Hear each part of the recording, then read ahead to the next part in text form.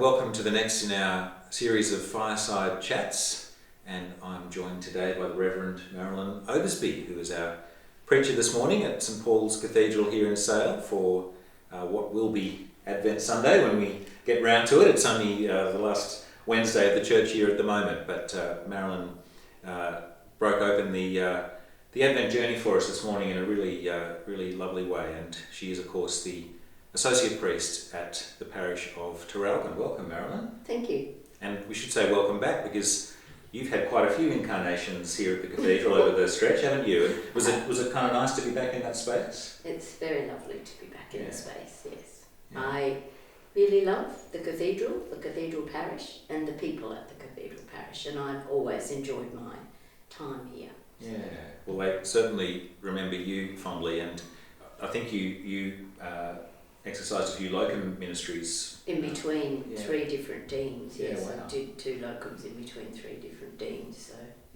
yes, it was good. What's that like, locum ministry? How do you experience it differently from being the priest in charge or the rector in a more sort of permanent and usually full-time position, although I know you've had a number of part-time roles as well. But how do you experience that locum ministry and its particular kind of intention?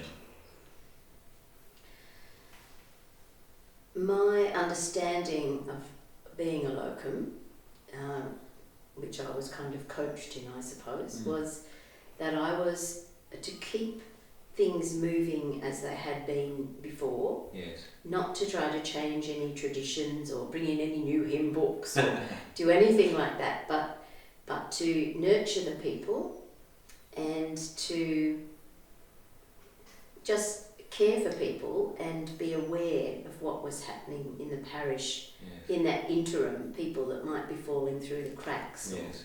Yeah. And it is, I guess, a time of some pastoral vulnerability, because there's grief at the ending of a ministry, and then there's anxiety about new ministry and preparation for that. So I imagine there's some pastoral sensitivities there that just need to be sort of navigated. Yes. Yeah.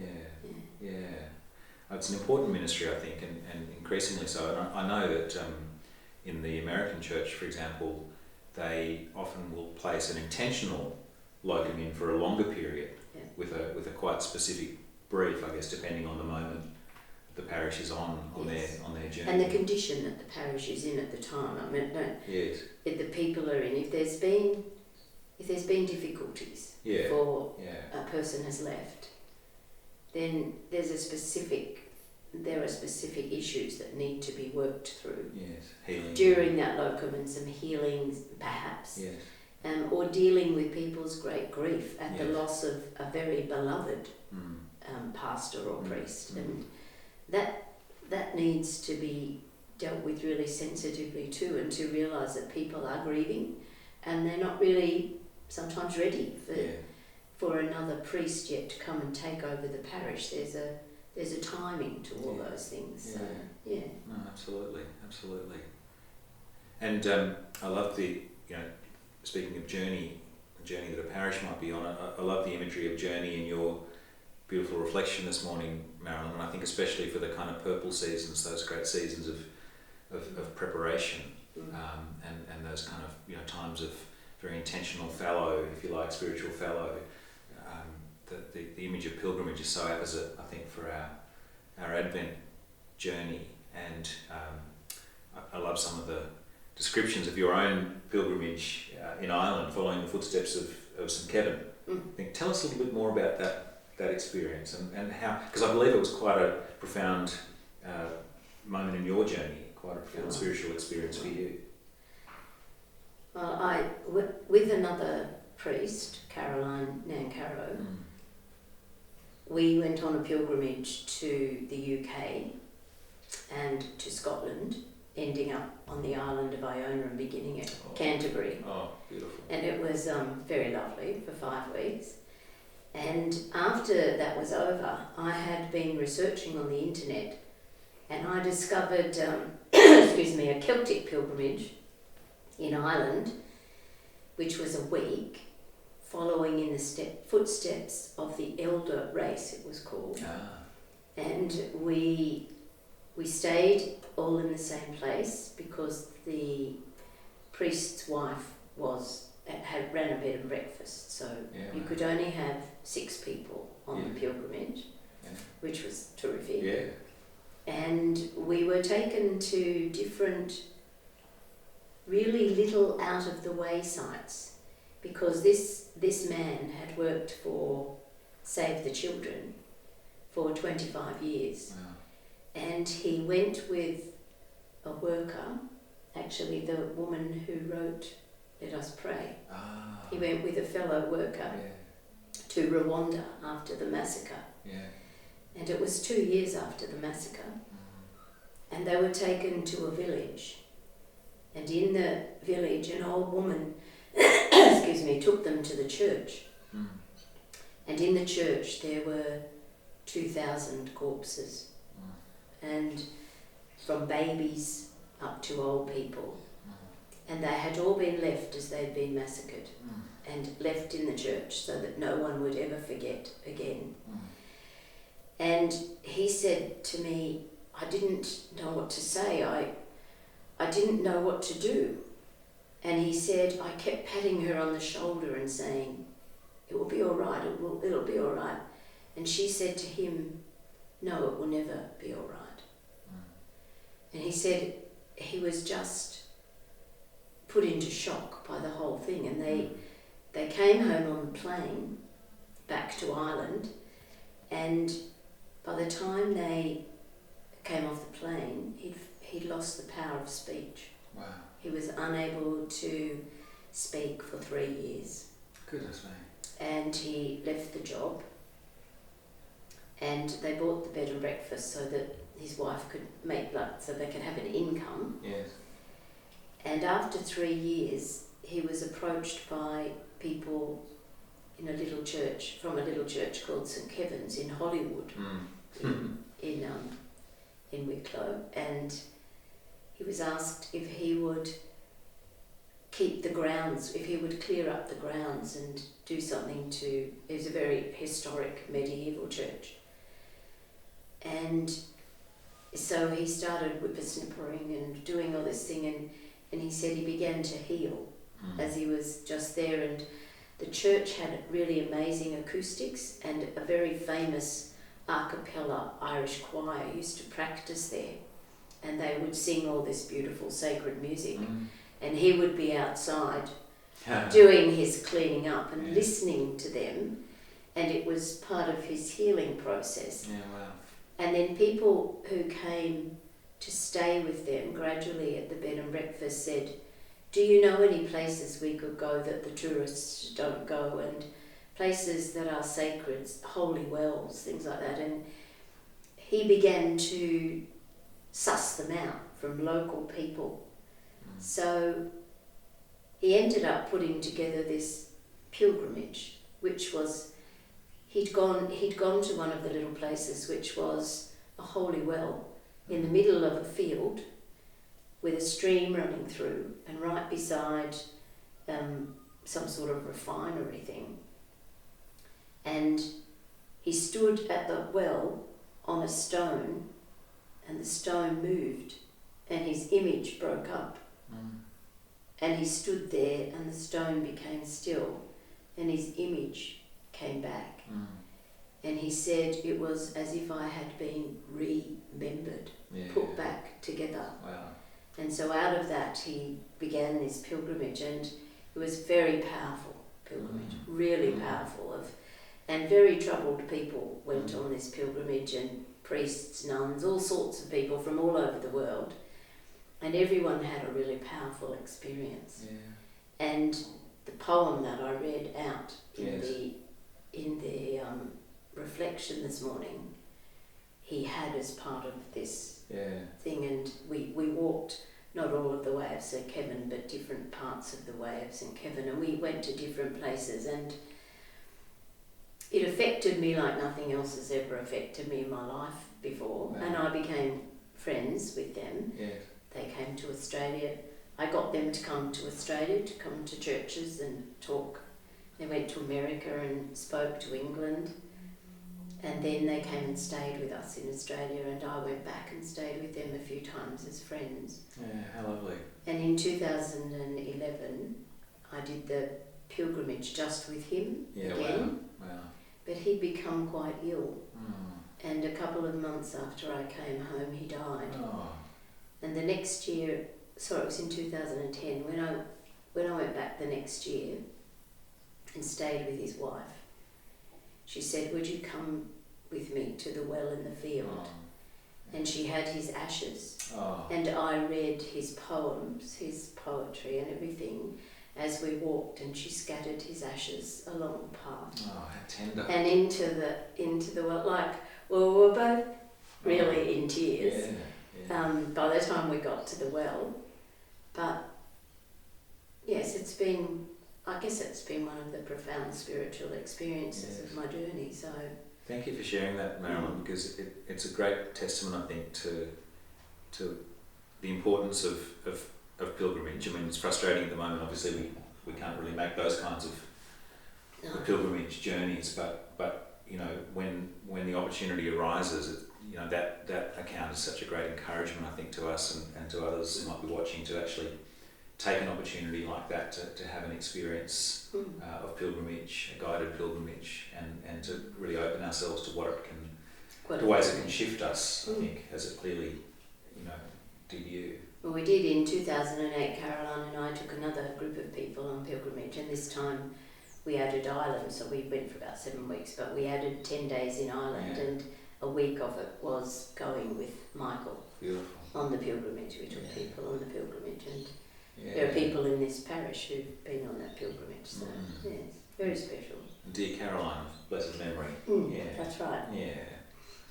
And I loved your gentle challenge to us this morning too, Marilyn, when you talked about the importance of us each individually stepping out on our Advent journeys and naming the baggage that we might be carrying, the loads, the burdens that are ours or others, and being prepared to find a way of laying those down safely, not ignoring them or forgetting about them, but just laying them down in order that we can take the steps that we need to take. And I think for some of us who might rest in the church's journey, or this is a journey we're all taking together, and to be reminded that actually, no, I have to take that journey. That's right. I have to take that journey. So thank you for that. That was really helpful. Yeah. You've had an interesting kind of journey into ministry, Marilyn, and I think quite interesting. I'd love you to share a little bit about that, because I think your experience of being invited to test a vocation to ordain ministry was one that was slightly surprising, shall we say? Well, I suppose I grew up in the Church of England as a child. When I was about 21, I came across a place called the House of the New World in Sydney, which was a Christian youth centre, and I became very involved in that and lived in the community for 7 years. I came to Melbourne at the beginning of 1978 to be part of the House of the Gentle Bunyip, which was a sister community that we'd started from a place called the House of Freedom in Brisbane and the House of the New World. And so I became a staff member there, and I met my husband there and was married, and we lived there for 9 years, but he was an engineer and he was transferred back up here with the SEC, and I didn't want to come. I actually never wanted to stay in Melbourne. I wanted to go back to Sydney because that was my life. And so I wasn't very keen. And when we came here, I was quite shocked at how probably conservative a lot of the churches were, and it was so different to what I'd been used to for over 20 years. I found it very difficult. And in the end, the year after we came here, I became the chaplain with CCS at the local high school. And I met Canon Dick Caney through that, and he invited me to preach. And then he invited me to help him out in services. All very sneaky, really. So I didn't really realise what he was doing. And unknown to me, he talked to the bishop, the then bishop, who was Colin Shumack, and said we should ordain her because, you know, she's a cradle Anglican. And, you know, I'd never even heard of cradle Anglicans before, but anyway.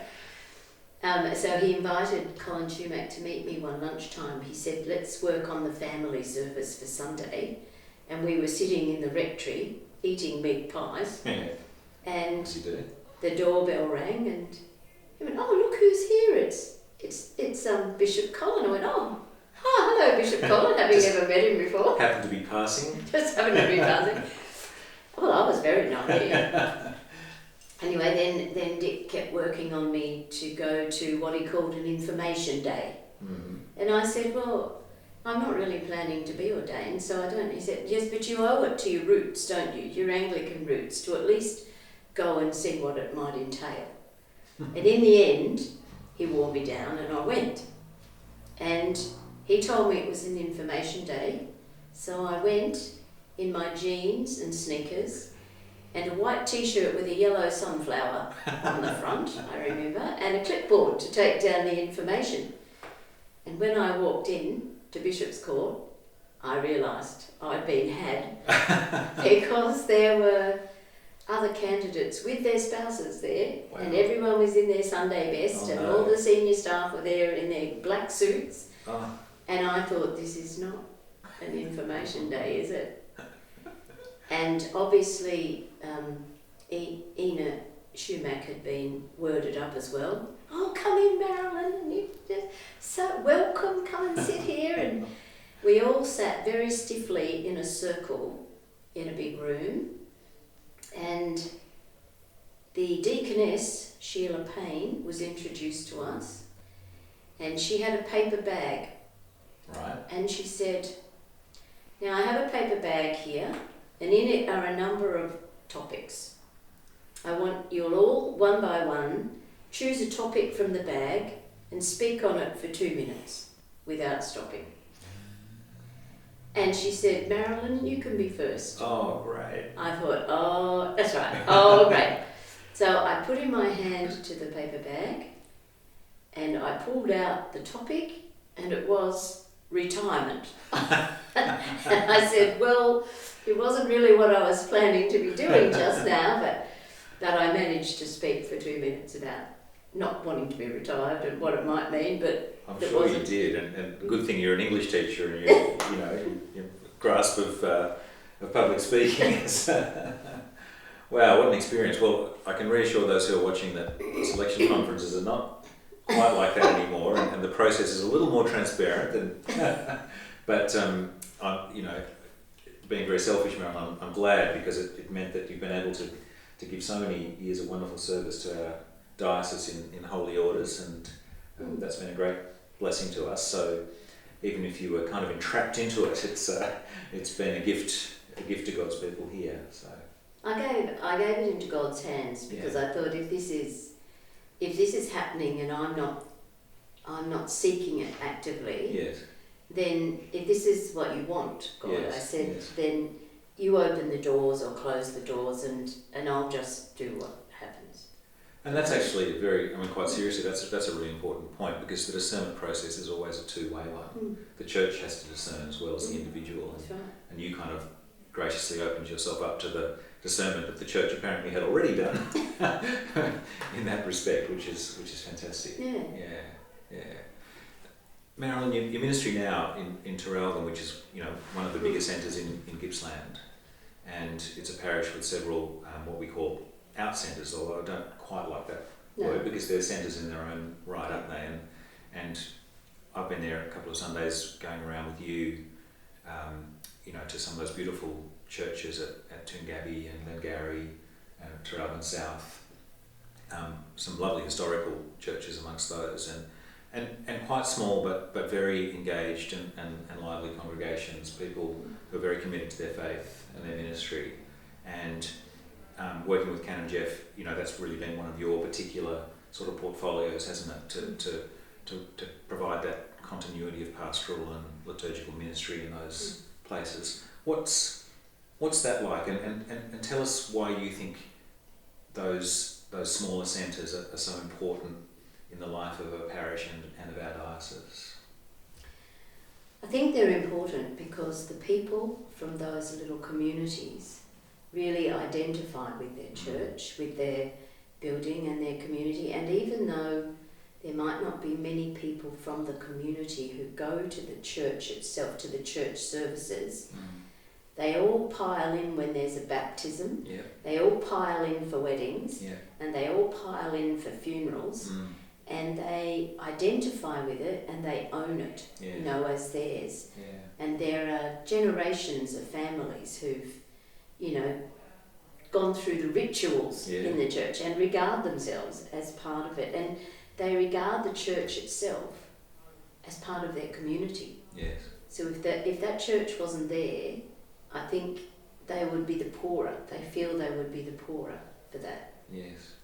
Absolutely. And the people who are there, you know, who do come to the services week by week, they're really engaged with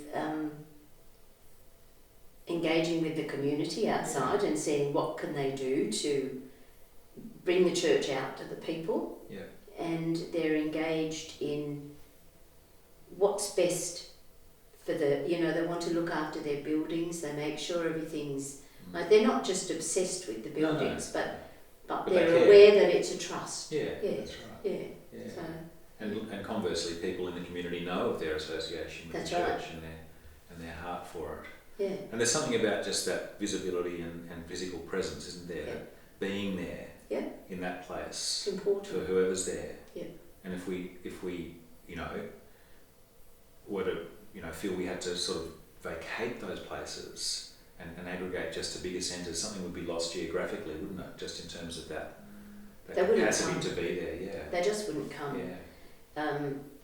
I mean, I've read all the church research that says if you close down and just have one centre, you lose half the people in each of the centres that were there before. And I just know from when we've had any combined things that there are very few who will come, but they will come for each other. Like Glengarry will come to something at Toongabbie, and Toongabbie will come to something at Glengarry.